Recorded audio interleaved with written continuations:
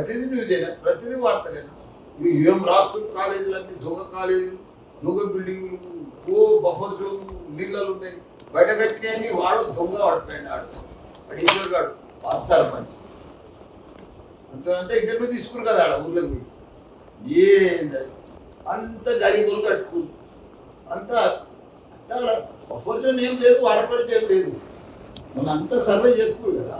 ఏమని దాడు మీరేమో ధన మల్లారెడ్డి మీద చేస్తూనే ఉన్నారు. వేసుకున్నా ఏం చేస్తారు? నా దినాలు పబ్లిక్ చూసుకుని ఒక బయటి అండ్ సార్ క్లారిటీ నేను ఒక మాట, ఇప్పుడు ఇంతగానో మేము చేస్తున్నామని మీరే అంటున్నారు.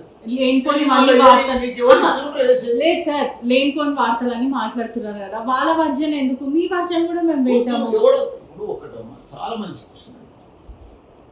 ఇప్పుడు నేను దాని దానే ఎవడో రాయేస్తాను, ఆ రాయికి నేను జవాబు ఇచ్చుకోవాలి.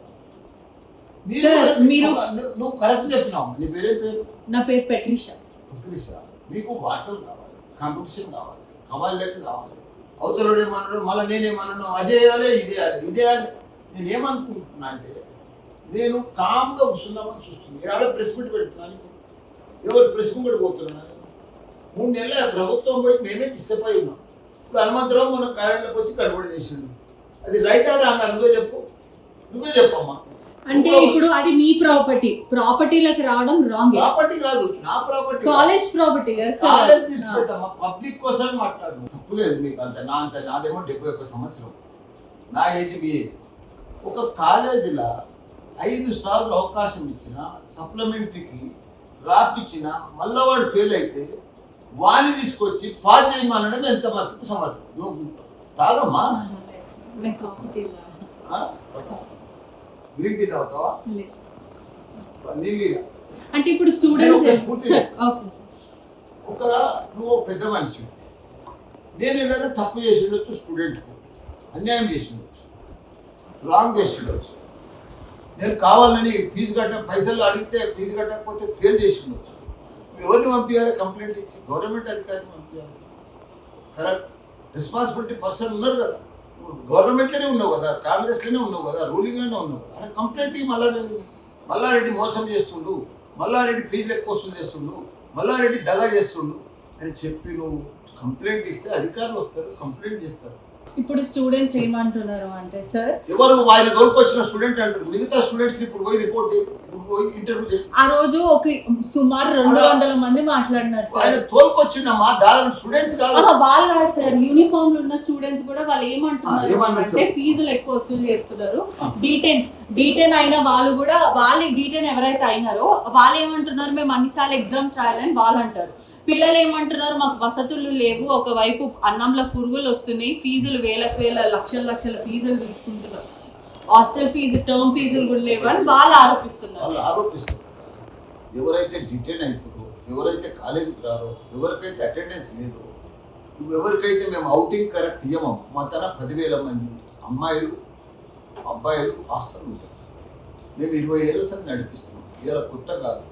వాళ్ళకి అవుటింగ్ ఇవ్వకపోతే, స్ట్రిక్ట్గా పెట్టకపోతే, ఇవన్నీ ఉట్టిగా నా పురుగులు పెట్టినాయని ఎన్నడూ లేదు. ఈ మాది గవర్నమెంట్ పడిపోగానే పురుగులు వస్తాయి,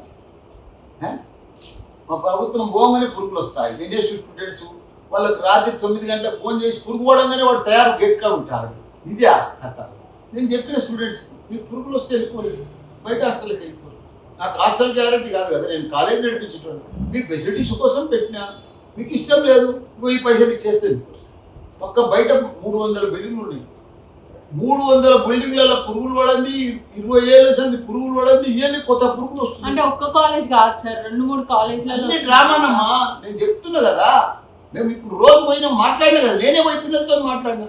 మాకు అవుటింగ్ సరిగా లేదు, మాకు అది సరిగా లేదు, మాకు అవుటింగ్ ఇస్తే మేము ఫోటోలు చూపిస్తున్నారు సార్ లైవ్ లో కూడా. ఏమమ్మా ఇప్పుడు నేను మన ఇంట్లో కూడా చూపియమ్మా, పడిండొచ్చు కూడా. తప్పేముంది? ఓర్చుకుంటే తప్ప? ఎవరి ఇంట్లో మన ఇంట్లో తప్పు వాడు ఇవ్వబడదా? ఇవ్వబడదా? తప్ప?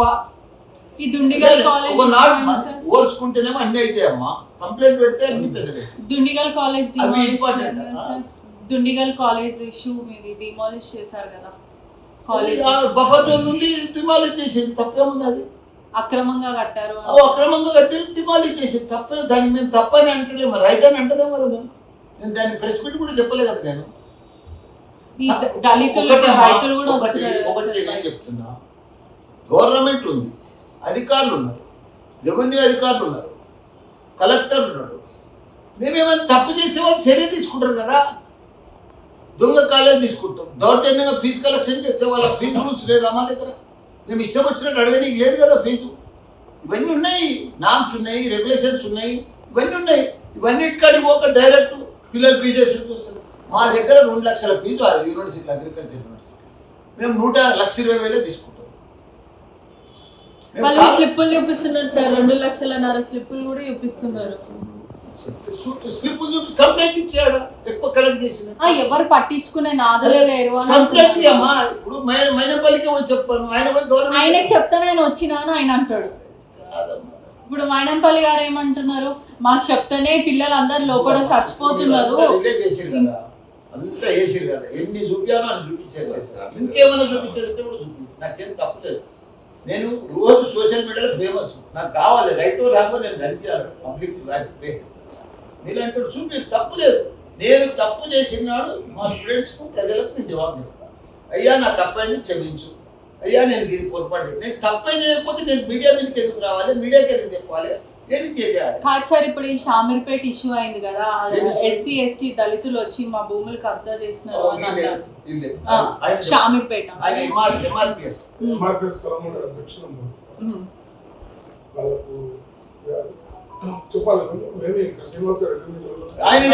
ఆయన పేరేం పేరు ఉంది కదా,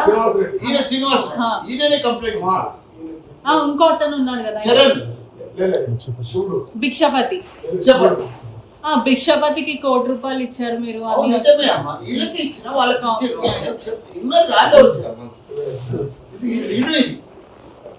ఒకటి నేను చెప్పాలా దానికోసం 2 నిమిషాల్లో చెప్పండి. మా కొడుకు కొనుక్కున్నాడు, మేము అది తగ్గిపెట్టి ఈయన తరుంది. ఆ ఎస్టీలు అంతా ఈయనకు అగ్రిమెంట్ చేసి 2 ఏళ్ల కింద 10 ఏళ్ల కింద. ఈయన పేరు శ్రీనివాస్ రెడ్డి, రాసుకో నంబర్ కూడా రాసుకో. ఇప్పుడు ఆయనతో ఇంటర్వ్యూ కూడా పెట్టి బయట భూమి కోసం డీటెయిల్ చెప్తాడు మొత్తం. ఇద్దరు పూసకొచ్చినట్టు చెప్తారు, ఎవ్వరు కూడా చెప్పలేడు దానికోసం. 38 ఉన్నదని వీళ్ళ తానా ఉన్నదని నాకు తెలియదు. అది 20 ఏళ్ళ సంది 3 కొనుక్కున్నారు భూమి. 3 కొనుక్కున్నాక నాకు 3వ పాస్బుక్ మారింది. ఒక కంపెనీ ఆయన ప్రసాద్ అని ఆయన అమ్మిండాడు 3 ఏళ్ల కింద మా కొడుకు. మాకు ఆ కంపెనీ అయినా మా కంపెనీకి అమ్మిండాడు మా కొడుకు కంపెనీ. అమ్మితే ఆయన పాస్బుక్ ఉంది, కొత్త పాస్బుక్ ఉంది, పోయి వ్యవసాయం చేస్తుండ్రు. అది మేము చూసి తీసుకున్నాం. మాకు కూడా రిజిస్టర్ అయింది, పాస్బుక్ వచ్చింది, లీగల్గా అన్ని క్లియర్ అయింది. తర్వాత ఈయన వచ్చింది ఏంటంటే మాకు 38 ఉంది, ఇది ఎస్టీలకు ఉన్నది, పూర్వం సంది, వాళ్ళకు క్లియర్ కాలేదు, ఇప్పుడు కోర్టుకి వెళ్ళి ఆర్డర్ వచ్చింది, ఏమైనా పైసలు ఇవ్వని వచ్చింది. సరే నేను అప్పుడు ఎలక్షన్లు ఉన్నా, నేను ఇప్పుడు ఇయ్యలేను బాబోయ్ అని చెప్పిన. మాది ఉన్నది పక్కకు చికెన్ రామరెడ్డిది కూడా ఉన్నది 8 ఎకరాలు. ఆయన దీనిది కలిపి మేము ₹1,25,000 ఆయన ₹1,20,000 మాట్లాడి వాళ్ళకి ఎస్టీలకు అంతా తీసుకొచ్చి ఎంఆర్ఓ తన రికార్డు చేపించి పైసలు ఇప్పించి వీళ్ళే చేపించి రాళ్ళే పైసలు ఇచ్చారు, రికార్డ్ అయిపోయింది. అయిపోయినాక మళ్ళీ అల్లకి వెళ్ళి ఇద్దరు వచ్చి ఏం చేసినట్టే మాకు పైసలు చేయలేదని వచ్చారు కొత్తది. ఇప్పుడు వారికి 2-3 పిల్లలట, అప్పటి పూర్వం 2వ పిల్లలు వాళ్ళు వచ్చారు, మాకు ఇవ్వలేదు అని. వాళ్ళు 50 మందిని వచ్చి ఎలక్షన్ స్టంట్, దానికి జంగ యాదవ్ వీళ్ళంతా కలర్ ఇచ్చారు. వాళ్ళనంతా దొరికొచ్చి భూమి కాడ స్ట్రైక్ చేయించుంటారు. నేను ఎలక్షన్లో ఉన్నా, నీ భూమి అయితే నువ్వే తీసుకోపోరా అని చెప్పాను. ఎవరి భూమి ఉంటే అక్కడ తీసుకో, నాదికెందుకు, నీ తన రైట్ ఉంటే నీదే తీసుకో అంతే అని చెప్పి విడిచిపెట్టేసిన. విడిచిపెట్టాక వీళ్ళు వచ్చి అప్పటికే కాంప్రమైజ్ అయిపోయింది, ఆ చికెన్ రామరెడ్డి క్లియర్ అయిపోయింది, అంతా అయిపోయింది. మళ్ళా 2వ పిల్లల కొడుకులు వస్తే మళ్ళీ పైసలు ఇవ్వమంటే నేను ఎలక్షన్స్ ఉంటా కదా, నేను ఏం భయాన్ని వీళ్ళనే పంపించాను. వీళ్ళే మాట్లాడి మాకు తెలియదు, మాది కూడా రైట్ ఉంది అందులో. అని పేరు మోతేనా, మోతే అమ్మ అని ఉన్నది. నా పిల్లలు ఉన్నారు, నా బిడ్డలు ఉన్నారు, మన్మరాలు ఉన్నారు. 2వ భార్య పిల్లలు వచ్చిరమ్మా. అసలు కేసు పెట్టాల్సింది కాదు. వాస్తవం ఏంటంటే ఆయన చెప్పేది కరెక్టే. ఆయన ఒప్పుకున్న వాళ్ళకి ఇచ్చిండు, అంతా అయిపోయిందమ్మా. కాంప్రమైజ్ కాదు, ప్రొసీడింగ్ కూడా కోళ్ళపారం అయిపోయింది. సార్ ఏం చేసిండు, సారు ఎలక్షన్ బిజీలో ఉన్నాడు, వాస్తవం చెప్పాలి ఈ విషయం. కావాలని డ్యామేజ్ చేశారు.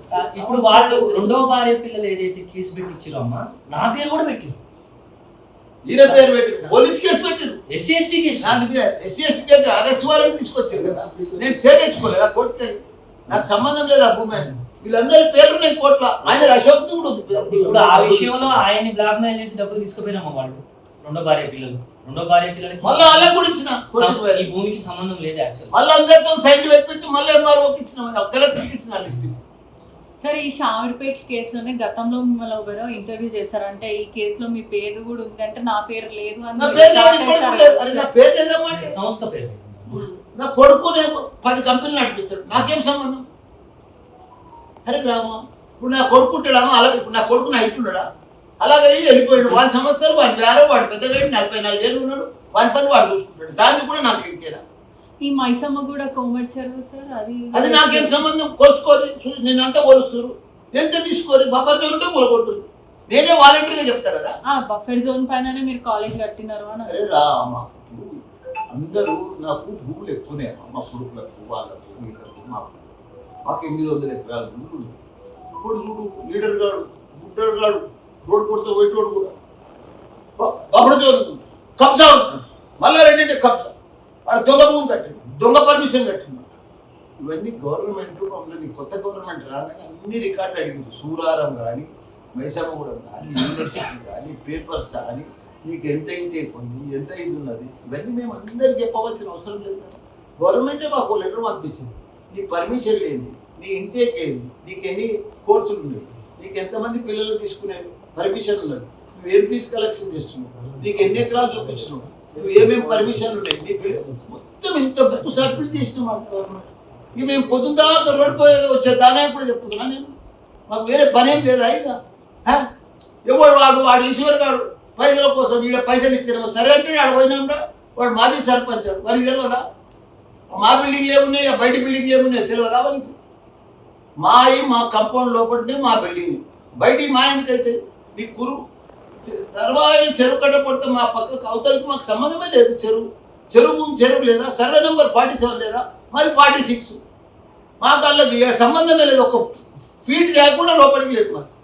మాకు ఎందుకు, మాకు అవసరం ఎందుకు, మాకు జాగలు ఎందుకు, భూములు ఎందుకు, మాకు బోలెడు ప్రాపర్టీ, బోలెడు ఆస్తులు ఉన్నాయి.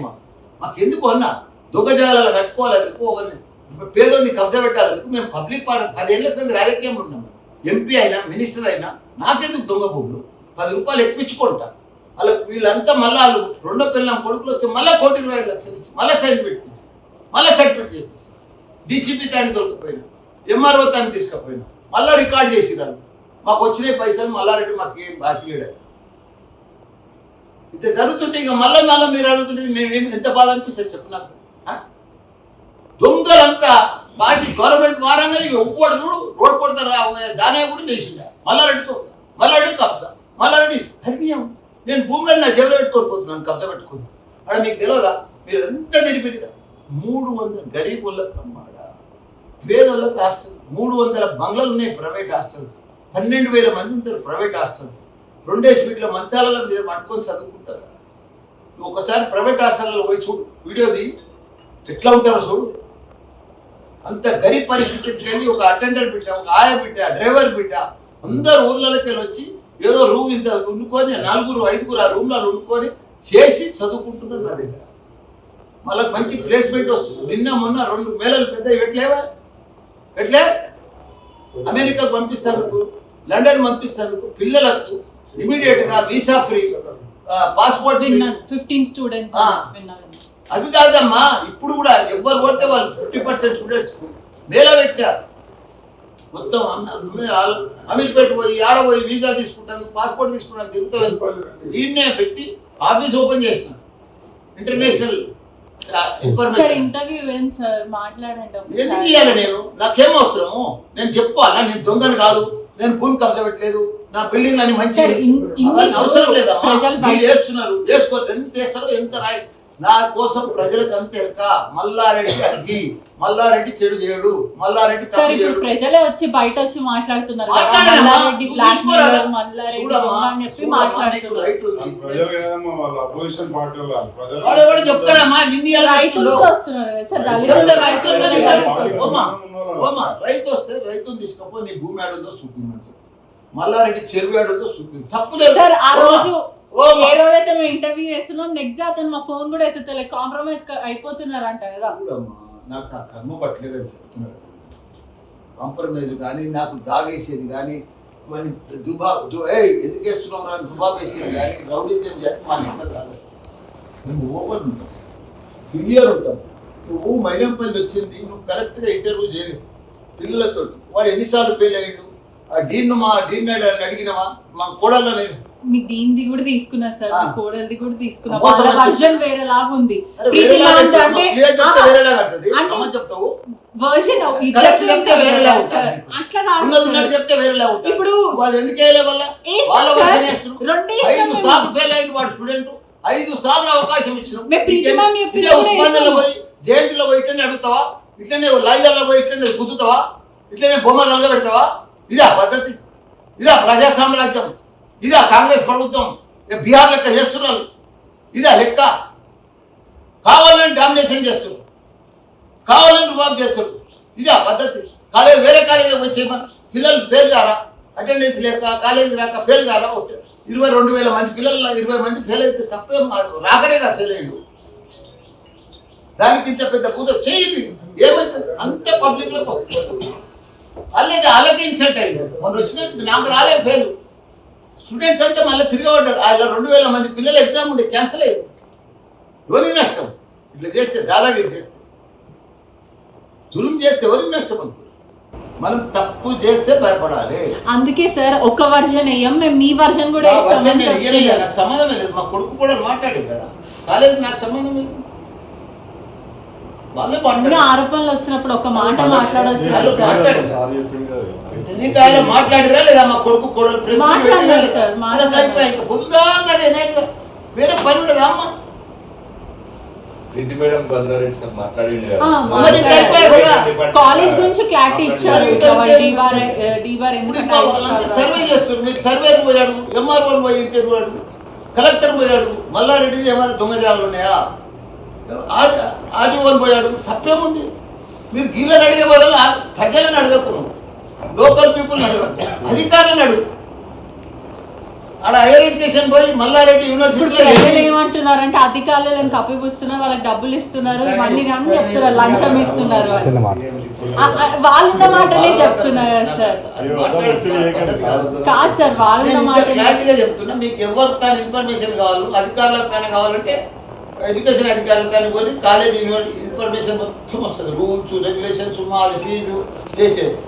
మీరు భూములు ల్యాండ్ అది కావాలంటే వాళ్ళ తాను కొంచెం రెవెన్యూ అధికారులు పోతే క్లియర్గా చెప్పేస్తారు. వాళ్ళు నక్ష ఉంటుంది, భూమి ఉంటుంది. బుట్ట పిల్లాడు గూగుల్లో చూసుకోవచ్చు, నీ ఫోన్లో చూసుకోవచ్చు. గూగుల్లో మల్లారెడ్డి కాలేజ్ సర్వే ఆడికి వెళ్ళిపోతుంది, సర్వే నెంబర్ ఆడికి వెళ్తుంది. ఆయన దొంగ భూమి బఫర్స్ ఉన్నా, నీళ్ళలు ఉందా, పాలాలు ఉందా అని చూసుకోవచ్చు. ఇంట్లో కూర్చొని చూసుకోవచ్చు అమ్మ. ఇవాళ టెక్నాలజీ నాకు చెప్తారేమమ్మా మీరు?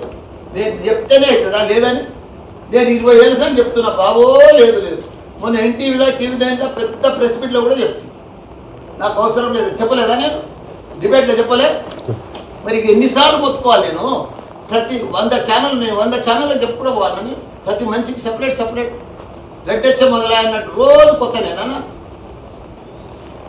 నేను ఒకటి మీకు చెప్తున్నాను, మీరు ఇప్పటిసరికి అప్కమింగ్ ఛానల్స్ ఎప్పుడు తప్పు రాసిరనుకో, రాంగ్ రాసిరనుకో జసేపు చూస్తారు. కానీ ఇప్పుడు మైనంపల్లి వచ్చిపోయింది, ఏదో డామినేషన్ చేస్తుంది కూడా. ఆయనకి ఇన్సల్ట్ అయిందని నాకు పోలేదు. పిల్లల నష్టం అంతా. పిల్లలు ఎందుకు పురుగులు వచ్చినాయి చెప్పాలన్నా? వాళ్ళకి అవుటింగ్ ఇస్తలేము, ఆదివారం బయటికి తోలిగాము. మేము చాలా స్ట్రిక్టు. వాళ్ళ తల్లిదండ్రులు రాసి ఇచ్చారు.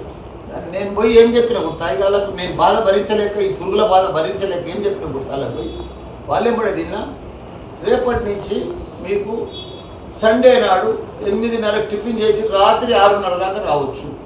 మీరు కాలేజీలో ఉండకుండా రోజు 3:30 కాలేజ్ అయిపోతుంది. 6:30 దాకా మీరు బయట తిరిగి రావచ్చు. ఇంకా మీ పేరెంట్స్తో ఫోన్ చేసి మా బిడ్డ ఇవాళ ఇంటికి వస్తుందని చెప్పి ఫోన్ చేపిస్తే చాలు. ఇవాళ శనివారం ఉందనుకో మా బిడ్డను పంపించడానికి ఫోన్ చేపించి చేస్తే అవుటింగ్ కూడా చేస్తాము. ఇవాళ పోయి ఇంకా వారం కూడా రావచ్చు మీ ఇంటికి, ఇవాళ పోయి రేపు కూడా రావచ్చు. అంటే ఇప్పుడు ఇది అవుటింగ్ కోసం చేస్తున్నారంట సార్? అది జరిగిందని చెప్తానే ఉన్నా. ఈనమ్మా పూర్తిగా నీకు ఇనే ఓపిక పెట్టుకోను. రిపోర్టర్ నువ్వు ఇంకా చాలా పెద్దదానం కావాలి, నేషనల్ రిపోర్టర్ కావాలి. ఇప్పటి సంది మా సూచనలో ఇంటే కదా నీకు తెలిసేది. ఫేమస్ మనుషులు తింటే నీకు అనుభవం వస్తుంది. జీవితం అనేది చాలా పెద్దది, లంబా రాస్తా ఉంటుంది, చాలా దూరం పోవాలి మనం. ఇంకా నడుచుకుంటా జీవితం పెద్ద జీవితం. నేను ఎన్నో కాలేజీ పెట్టి ఎంతో రాజకీయం చేసి ఎంతో రకాల బిజినెస్లు చేసి ఇటు దాకా వచ్చిన. నేను చాలా అడ్మినిస్ట్రేషన్లో నంబర్ 1, అకాడమిక్లో నంబర్ 1, కాలేజీలు నడిపించే దాంట్లో నంబర్ 1, డాక్టర్లను వరల్డ్ క్లాస్ డాక్టర్లను తయారు చేసేదంటే నంబర్ 1, తెలంగాణలో number 1 minister, number 1 WhatsApp social media number 1, కాలేజీలు నడిపించే దాంట్లో నా అంత దమ్మున్న లీడర్ ఎవ్వరు లేరు. అంత మంచిగా బ్రహ్మాండంగా కాలేజీలు నడిపిస్తారు. ఏమనుకుంటారు మీరు? మల్లారెడ్డి అంటే ఏదో ఆశామాష అనుకుంటారా? దొంగ ఎవడో రోడ్డు పడతా పోయి కుక్క మురగానే దాన్ని చూపించగానే దొంగ అయిపోతారా? నేను ఎంతమంది గుండెలాలు ఉన్నా లక్షల మంది దేశ విదేశాలలో పంపించారు. నీ అసుంటలను, నీ ఏజ్ అసుంటలను. ఇవాళ కూడా పోయి చూడిపో, అలా లోపలికి పోయి ఒకసారి యూనివర్సిటీలో క్యాంపస్లో చూడు, అమ్మాయిల కాలేజీలో చూడు, పోయి లోపల చూస్తే తెలుస్తుంది. నిన్న మొన్న ఫేర్ అయింది కదా, వచ్చినావు కదా చూడలే.